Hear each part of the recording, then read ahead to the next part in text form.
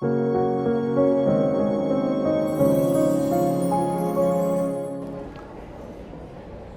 también queremos orar por la palabra que tú nos traes en esta noche, Señor. La queremos atesorar en nuestras vidas, en nuestros corazones. Y sabemos, Padre, que tu palabra no regresa a ti vacía, Señor, sino que cumple con el propósito por el cual tú la envías, Señor. Y te damos las gracias por ello, Señor. La atesoramos y la bendecimos en esta noche. En el nombre poderoso de Jesús. Amén. Bueno, mis amados, en esta noche yo quiero que hablemos algo muy interesante que nos habla la palabra del Señor. Y vamos a hablar acerca de la sal que purifica y la luz que alumbra. ¿Cuántos están en acuerdo conmigo? Sí, ¿verdad? La sal purifica y la luz alumbra, ¿verdad? Entonces, por favor, acompáñenme al Evangelio de San Mateo, capítulo 5, versículo 13 al 16. Vamos a leer en la Nueva Versión Internacional. Ustedes son la sal de la tierra, pero si la sal se vuelve insípida, ¿cómo recobrará su sabor? Ya no sirve para nada, sino para que la gente la deseche y la pisotee. Ustedes son la luz del mundo. Una ciudad en lo alto de una colina no puede esconderse, ni se enciende una lámpara para cubrirla con un cajón. Por el contrario, se pone en la repisa para que alumbre a todos los que están en la casa. Hagan brillar su luz delante de todos para que ellos puedan ver las buenas obras de ustedes y alaben al Padre que está en los cielos. Ahora nosotros, como parte del cuerpo de Cristo, nos hacemos esta pregunta: ¿cómo podemos llevar el mensaje de Jesús en un mundo caído? Cada vez que nosotros vamos a un lugar, siempre nos enfrentamos con ese rechazo, ¿verdad? Que la gente no tiene tiempo. Y si nos quieren atender, solo nos dan 5 minutos. ¿Le ha tocado eso a mi hermano, mi hermana? ¿Verdad que sí? Entonces, ¿qué podemos hacer? Estamos en el mundo y somos parte de la sociedad. Y esto tenemos que hacerlo continuamente, cada uno de nosotros. Entonces, aunque no somos ciudadanos del mundo, somos ciudadanos del cielo. ¿Verdad que sí, mis hermanos? Somos ciudadanos del cielo. Estamos aquí para influenciar a la gente, para poder ayudar a otros, a que también, así como nosotros conocemos a Jesús, también esta gente puedan conocerlo a Él. Y también para ayudarlos, ¿verdad?, a que vayan por el camino correcto. Y como siempre, nuestro amado Jesús, ¿verdad?, es un gran maestro y un gran predicador. Jesús, con su propia vida, nos enseña tantas cosas. Las enseñanzas de Jesús eran muy comprendidas por la gente de su tiempo, y el día de hoy es igual, ¿verdad? El día de hoy la palabra del Señor está vigente, porque acordémonos que Él nos dice que el cielo y la tierra pasarán, mas mi palabra, ¿qué dice? Permanecerá para siempre, ¿verdad? Así nos dice el Señor. Entonces, cuando nosotros estamos en esta tierra, en el lugar donde Dios nos ha colocado, tenemos que ser esas personas de influencia para las demás, ¿verdad?, para que puedan conocer a Jesús. Entonces, nuestro amado Jesús emplea aquí 2 figuras para señalar la responsabilidad que le dejó a su iglesia. Estamos absolutamente convencidos de que la responsabilidad que Jesús le dejó a sus discípulos es que fueran influyentes, ¿verdad?, en el lugar donde ellos estaban, donde ellos iban a estar. Entonces, en este caso, nosotros, como que somos parte de la sociedad, tenemos que ser influyentes a la sociedad, ahí en el lugar donde nosotros estamos.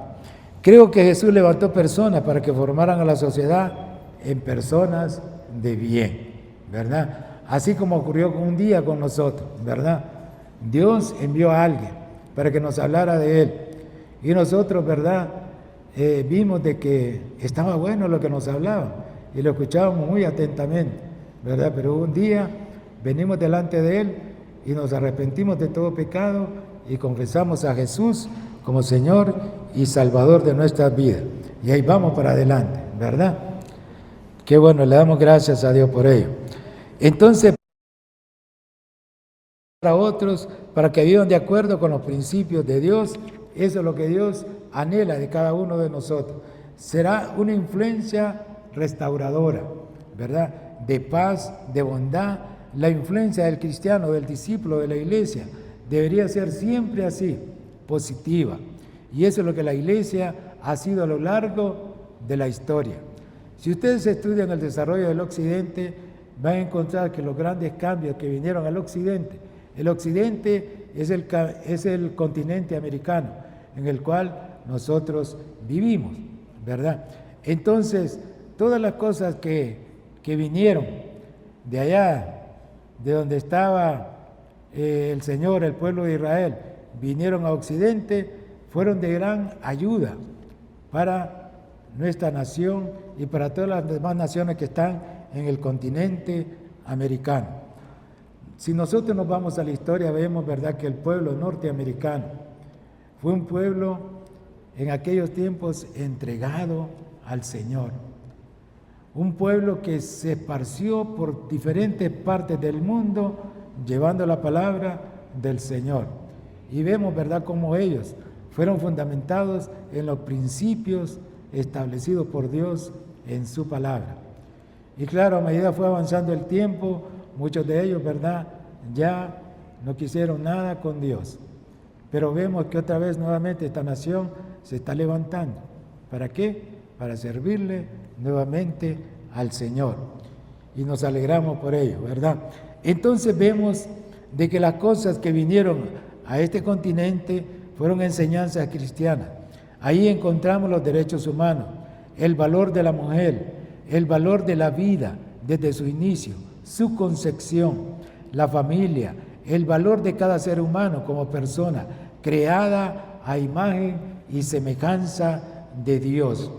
No importa cómo es físicamente la persona, todos estos valores, ¿verdad?, que están en el Antiguo Testamento fueron traídos al continente americano, gracias al cristianismo. Eso ha sido la influencia de los discípulos de Jesús a lo largo de la historia. Eso es lo que Dios espera de cada uno de los discípulos. A ver, ¿dónde están los discípulos del Señor? Levánteme su mano. Somos discípulos del Señor, ¿verdad? Entonces cada uno de nosotros tenemos que hacer influencia allí en el lugar donde estamos, ¿verdad? Ahora, analicemos esta pregunta. ¿Qué tipo de influencia somos nosotros? No me responda. ¿Somos influenciables a lo bueno o a lo malo? En el hogar somos buenos influenciadores a la esposa, a los hijos. No me conteste ninguna de esas preguntas. Como padres de familia, influenciamos a la esposa, a los hijos, a leer la palabra, a orar, a congregarnos. Esa es una respuesta que usted le va a dar al Señor allá en lo secreto. Les enseñamos los principios que están en la palabra, los valores de la familia. Padres de familia, no permitan que los hijos vayan creciendo al azar, como muchos lo hacen hoy en día. Tanto padres que están dentro de la iglesia como también fuera de la iglesia. Es tremendo lo que está ocurriendo, hermano. En vez de ser influencia nosotros hacia la sociedad, más bien como que la sociedad está haciendo influencia hacia la iglesia. Entonces en eso tenemos que tener mucho cuidado, ¿verdad? No dejemos que nuestros hijos, y son pequeños, que vayan por el camino correcto. No dejemos que nuestros hijos sean los que gobiernen en la casa, sino que nosotros somos los que tenemos que gobernar en nuestras casas. Los padres creyentes, como los padres del mundo, hoy en día son padres alcahuetes. Todos se lo dejan pasar a sus hijos. No hay una amonestación. Tanto para el creyente como para la gente que está en el mundo, todo está bien.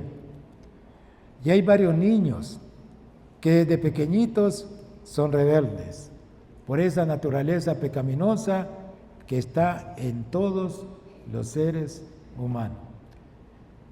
Y da mucha pena, hermanos, ver cuando andamos en los moles, como niños pequeñitos se tiran al piso, haciéndole aquella rabieta al papá o a la mamá, porque quiere determinada cosa que miró en alguna tienda.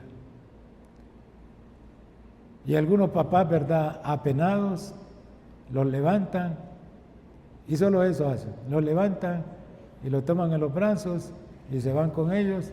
¿A qué cree que van? A comprarle el regalo que ellos quieren. A eso van. No está bueno que yo voy a hacer todo lo que mi niño, mi niña me diga que haga, yo lo voy a hacer. ¿Es así, hermanos? No, ¿verdad? Entonces de nosotros los padres depende de llevar a nuestros hijos por lo bueno o por lo malo. Y como nosotros estamos en la iglesia, ¿por qué los vamos a llevar? Por lo bueno, ¿verdad? Por lo que Dios nos manda a través de su palabra. En este pasaje que acabamos de leer, Jesús nos está enseñando dos figuras importantes de cómo enseñar. La primera es la sal y la segunda es la luz. ¿Por qué nuestro Señor Jesús utilizó la sal en ese momento? Quiero decirle que la sal era un elemento muy importante en esa época, en el mundo griego. Los paganos le ofrecían sal a sus dioses. Era una ofrenda de adoración. Los soldados romanos recibían sal como parte de su pago. De allí viene la palabra salario. Y hoy en día nosotros la conocemos con el nombre de salario. Es el pago otorgado por cualquier trabajo que se realiza. En ese tiempo era muy valioso tener sal y también era bien valorada dentro del pueblo hebreo, porque cumplía varias funciones. En la Biblia nosotros encontramos en el libro de Levítico que la sal, en primer lugar, purifica. En segundo lugar, la sal preserva. Esto lo usaban con los alimentos que les duraba mucho tiempo. En tercer lugar, la sal da sabor. Y uno lo nota. Haga ensalada de pepino, de repollo, de tomate y no le agregue sal. ¿Qué sabor va a tener esa ensalada? No va a tener ningún sabor, ¿verdad? Es insípida. Y nuestro amado Alejandro le gusta este tipo de ensalada. ¿Verdad que sí, Alejandro? Sí, dice. La sal lo que hace es que potencia el sabor de la comida. En cuarto lugar, la sal despierta la sed. Entonces encontramos aquí en la palabra que la sal purifica, que la sal preserva, que la sal da sabor y que la sal despierta la sed. Si nosotros comemos mucho salado, empezamos a tener sed. Entonces, ¿qué hacemos? Tomamos agua, ¿verdad? Fíjense que Jesús escoge intencionalmente la sal. Él sabía de lo que quería hablar. Un discípulo debería ser una persona que purifica la sociedad. Y ustedes lo saben, una persona que es creyente allí donde está, debe purificar el lugar. ¿Sí o no? ¿Verdad que sí? Cuando usted trabaja en un lugar y es respetuoso, saluda a sus compañeros, no dice malas palabras, no es vulgar, la gente de su alrededor guarda su distancia, porque tienen aquel respeto hacia usted y aprenden también a respetarlo. Lo más lindo de la vida del creyente es que la gente aprende a respetarlo a uno, que es creyente. Y cuando una persona que es creyente y honra a Dios, lo buscan ¿para qué, hermano? Para orar, exacto. Y también le piden un consejo. A ver qué consejo le puede dar uno a aquella persona. Pero es porque usted ha establecido ese parámetro, ¿verdad? De que usted es creyente, es un hijo de Dios y que usted ama a Dios, como también ama a las demás personas. Pero usted se ha puesto en el lugar que le corresponde, ¿verdad? Porque así es, hermano. Entonces, al creyente que está en un lugar, lo toman en cuenta para varias cosas. Cuando el verdadero creyente entiende que es sal, en el lugar donde está, purifica, preserva, cuida. ¿Sabe que los discípulos del Señor deben de cuidar su entorno? ¿Cuántos saben eso? Nosotros tenemos que cuidar nuestro entorno, ¿verdad? Y así la gente va a venir a nosotros. Entonces, cuando nosotros cuidamos nuestro entorno, vamos a ser personas de bien y nos vamos a portar bien, principalmente con el Señor y con aquellas personas que están a nuestro alrededor. Entonces nosotros traemos eso a la sociedad. Los discípulos curan como la sal. La sal trae sanidad a la vida de la gente, porque nosotros primero hemos recibido sanidad y luego impartimos sanidad hacia las demás personas. Ahora, ¿cómo le impartimos? Bueno, haciendo una oración de sanidad por aquel compañero, ¿verdad? Que tenemos. Ahora, quien sana es el Señor. En eso sí estamos claros, ¿verdad? El Señor es el que sana. Él es el que hace el milagro, ¿verdad? El que tiene el poder para sanar es el Señor Jesús. Dios es el que sana los matrimonios. Dios es el que sana la mente. Dios es el que sana los cuerpos. Y Él lo hace cuando Él quiere porque Él es, ¿qué es? Soberano, ¿verdad? Así es nuestro Dios. Entonces Dios lo hace a través de la influencia de los discípulos, a través de la influencia de la iglesia. Cuando nosotros vamos a la gente y le mostramos la sanidad que Dios ha traído a nuestra vida, de eso se trata, precisamente de ser sal en el lugar donde estamos. Hay algo que la gente ve en nosotros y nos mira que nosotros somos diferentes.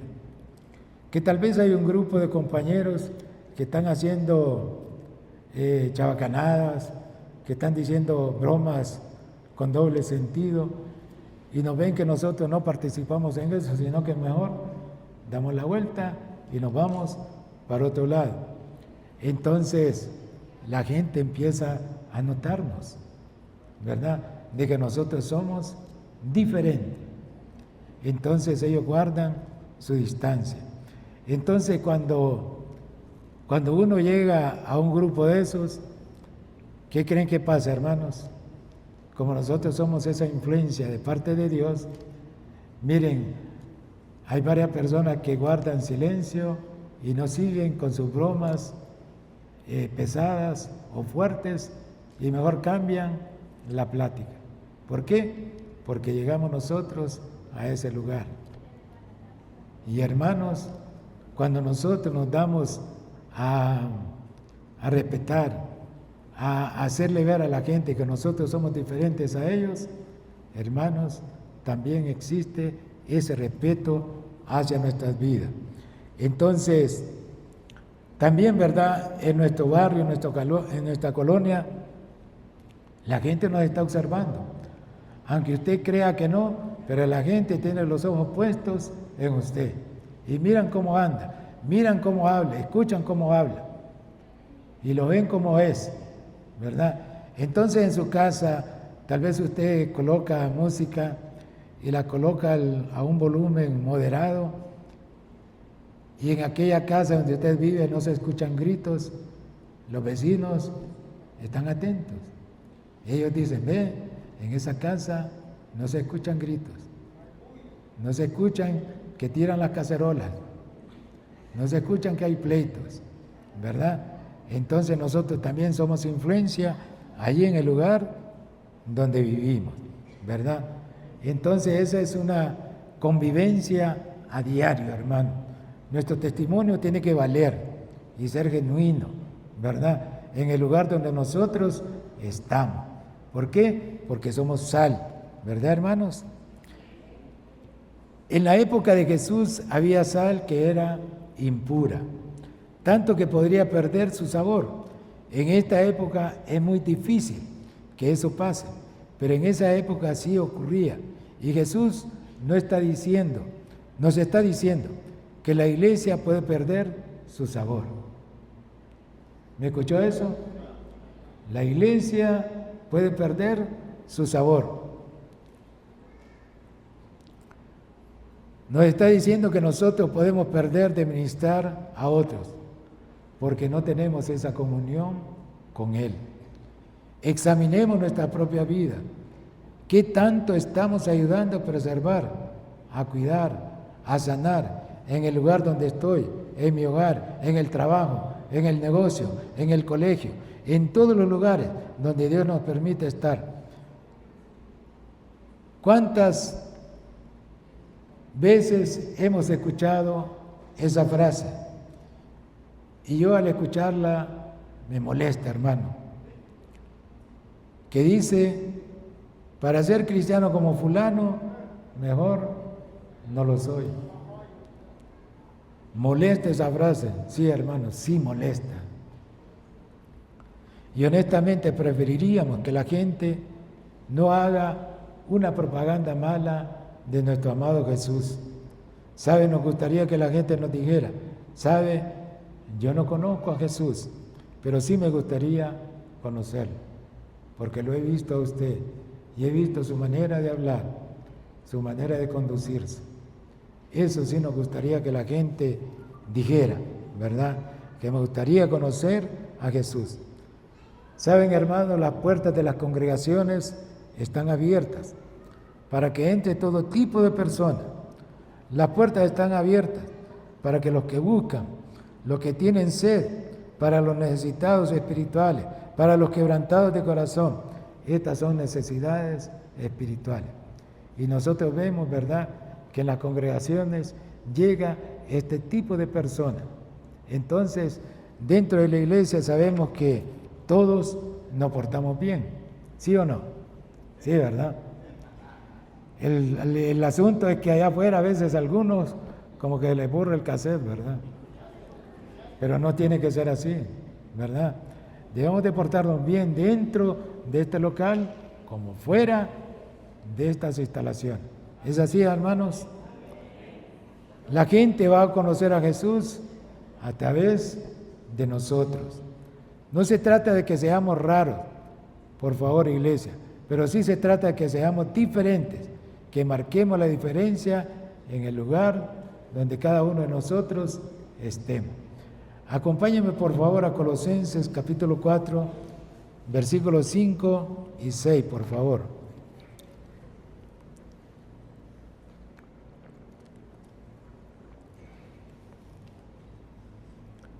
Colosenses 4, versículos 5 y 6. Compórtense sabiamente con los que no creen en Cristo, aprovechando al máximo cada momento oportuno. Que su conversación sea siempre amena y de buen gusto. Así sabrán cómo responder a cada uno. Hay una traducción que es bien alineada con lo que estamos hablando, que dice que su conversación siempre esté sazonada con sal. La forma en que hablamos debe ser algo con gusto, con sabor, que nos escuchen y lo digan. Qué bien habla, es diferente a los demás, no habla vulgaridades, no es obsceno y tantas otras cosas que se le pueden ocurrir a la mente, ¿verdad? Pero nuestra manera de hablar dice mucho. ¿Es así, hermanos? Sí, dice mucho, hermano. Entonces, cuidado, porque a veces no le damos valor a las palabras que salen de nuestra boca. Entonces tengamos mucho cuidado, hermano. Somos los únicos seres que Dios creó en esta hermosa tierra que podemos hablar. Somos los únicos. Así que cuidemos nuestra manera de hablar. Cuando venimos a Cristo hay un cambio notorio.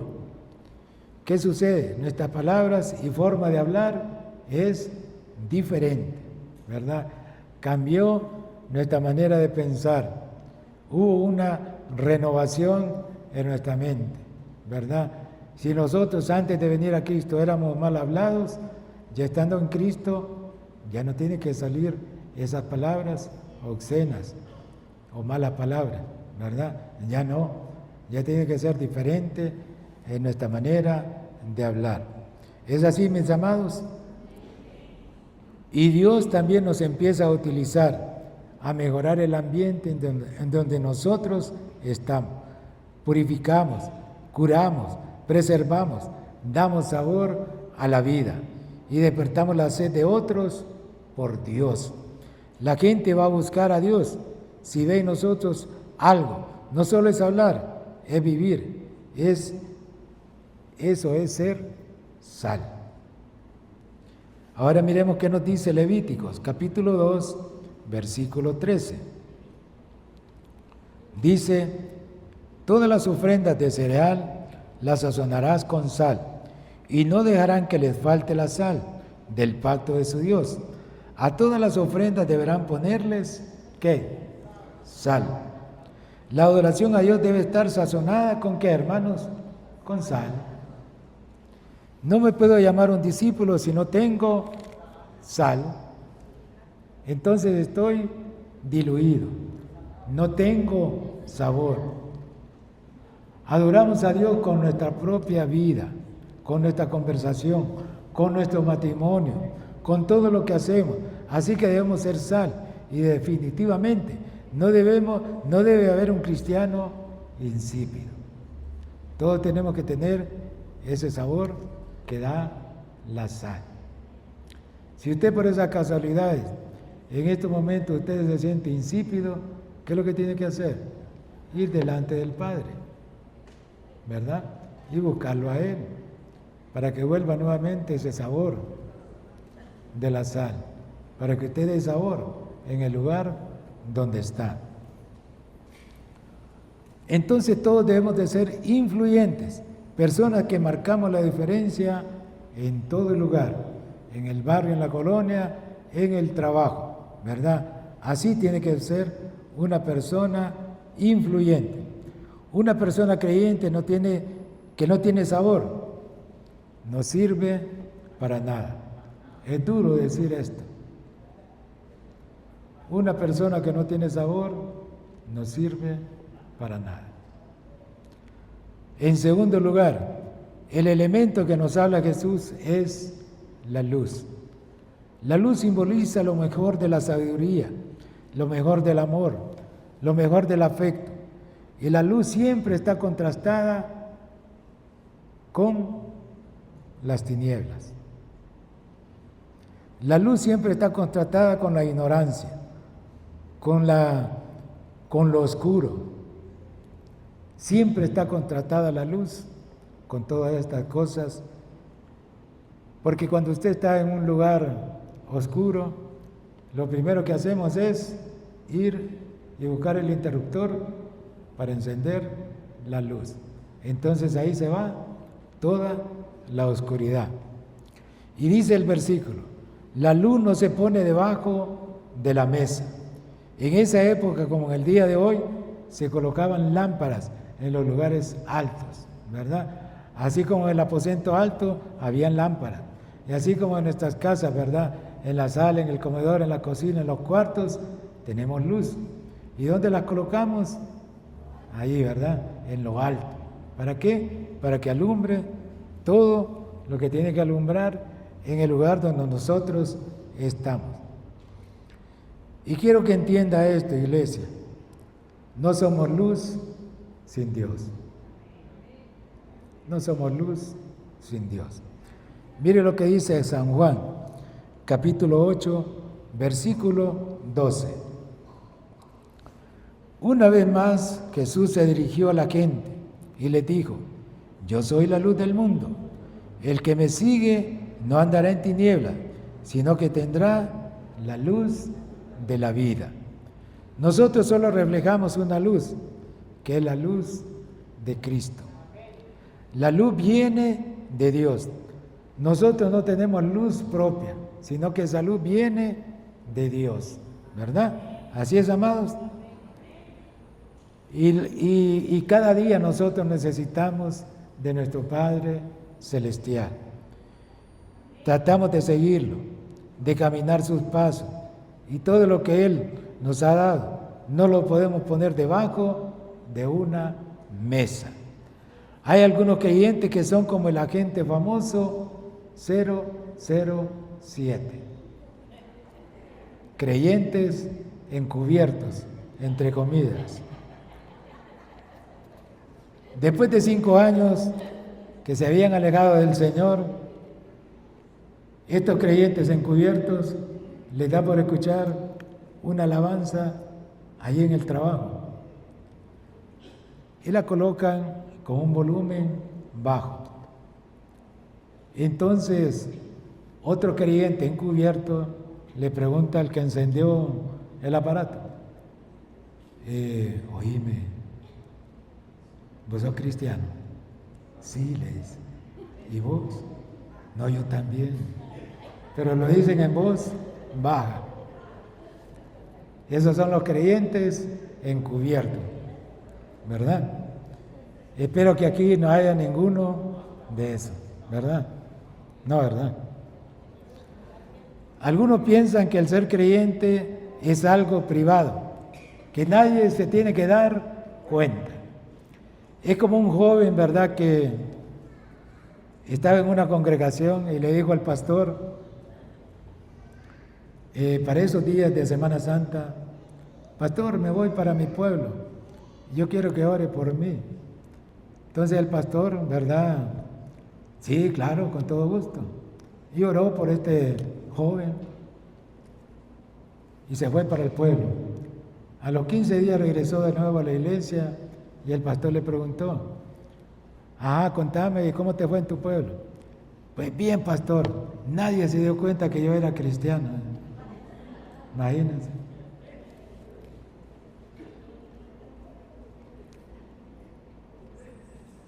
El ser la luz, hermanos, es que tenemos que compartirla públicamente.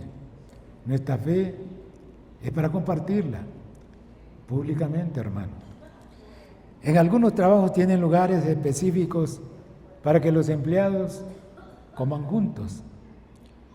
El que es creyente debe aprovechar ese momento, ¿verdad?, que está ahí con sus compañeros. Y bien, hermanos, de que cuando yo me convertí al Señor, que fue hace poco,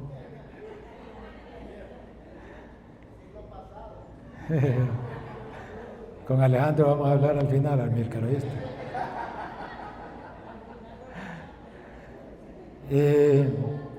Claro, hubo un cambio transformador en mí, pues, ¿verdad? Yo me llevaba con mis compañeros, salía con ellos y hacer muchas cosas que no eran correctas. Pero ya cuando vino Cristo a mi mente, a mi corazón, ya cambié totalmente, ¿verdad? Entonces ya no salía con ellos. Pero ese día, por aquel amor que Dios había depositado en mí, la mesa del comedor era para que comiéramos juntos. Entonces, yo me atreví a decirle a mi compañero: fíjense que sería bueno que yo orara por ustedes y por los alimentos que vamos a tomar. Entonces me quedaron viendo con aquellos ojotes, ¿verdad? Entonces, 3 de ellos dijeron: sí, está bien. Entonces yo agarré fuerza y lo hice, ¿verdad? Ahora, hermano, cuando nosotros tengamos esa oportunidad con nuestros compañeros, no es que vamos a hacer una oración kilométrica, tiene que ser una oración corta y precisa, ¿verdad? Usted no va a orar por el que sembró las papas, por el que, tiene la avicultura, el cerdito. No, hermano, usted tiene que ser preciso en esa oración. Y así empecé yo, ¿verdad? Pero fíjense que en una ocasión pasó algo que yo quedé sorprendido con mis compañeros. Antes de ir yo a la mesa, recibí una llamada telefónica de un cliente. Entonces yo me tardé como unos 5 minutos. Y yo llegué a la mesa del comedor. ¿Y qué creen que había pasado ahí, hermano? Los compañeros me estaban esperando. ¿Sí? Entonces me dicen, Albino, te estamos esperando. Perdón, pero es que tendría que atender a la llamada. No, no te preocupes. Orá por nosotros y por los alimentos. Mire, así empecé. Y le damos gracias a Dios por ello, ¿verdad? Entonces nosotros tenemos que ser luz allí en el lugar donde estamos. Las personas verán las buenas obras que tú haces. Eres generoso, servicial, le das una sonrisa, los saludas, eres compasivo, la gente verá tus obras, tus acciones en el trabajo. Tú debes ser excelente, dar lo mejor de ti en el lugar donde estar. Y en el trabajo, amados, tenemos que ser puntuales en nuestra hora de entrada. Y si solamente nos dan 30 minutos para comer, solamente 30 minutos, hermano. Nosotros tenemos que ser cabales con el tiempo, ¿verdad? Y si su jefe le pide que se quede, qué sé yo, 5, 10, 15, 20 minutos después de la hora, ¿qué va a hacer, mi amado? Usted también dé ese tiempo. Y Dios, mi hermano, lo va a honrar. Porque Dios no se queda con nada, hermano. Entonces recorra una milla extra más. Y vamos a finalizar con el mismo versículo que iniciamos. Mateo 5, versículo 13 al 16.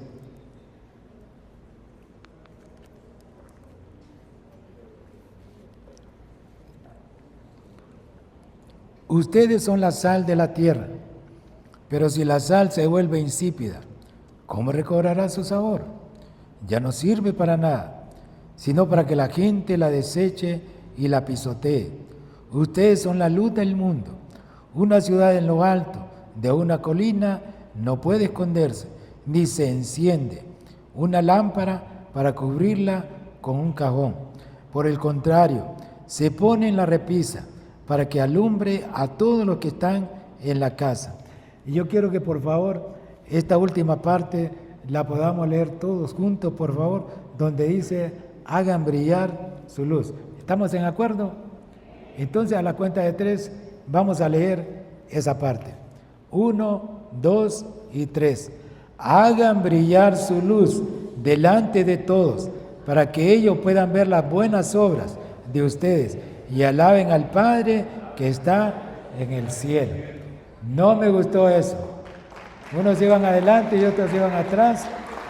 Entonces vamos a volverlo a leer esta última parte, pero lo van a leer ustedes, ¿está bien? Entonces van a empezar, hagan brillar su luz. ¿Estamos en acuerdo? Bueno, entonces a la cuenta de 3. 1, 2 y 3.